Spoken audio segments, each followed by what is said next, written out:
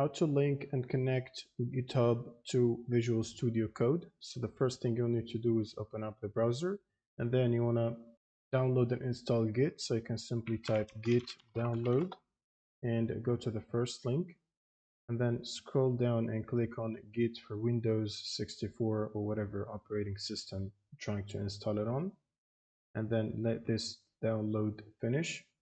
And then you can go to the installation steps to install the Git on your computer. It's very easy, just press install and install it. And once it is installed, you want to open up the CMD to check. And in here you can type git version like this. And if you press enter, it should show you the version, which means it's installed. Now you want to go back to the VSCode project or whatever you have open here. Click on the search bar and then type this symbol,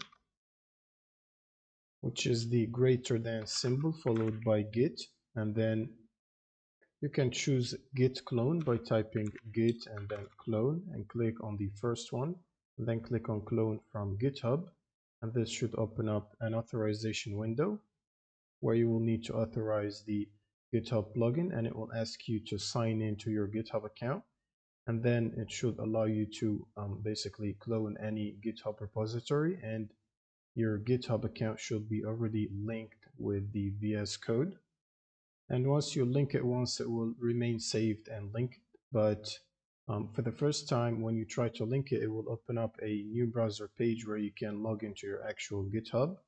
And once you finish that, it should be linked. And that's pretty much it for this video. Subscribe if you found this helpful. I'll see you in the next one.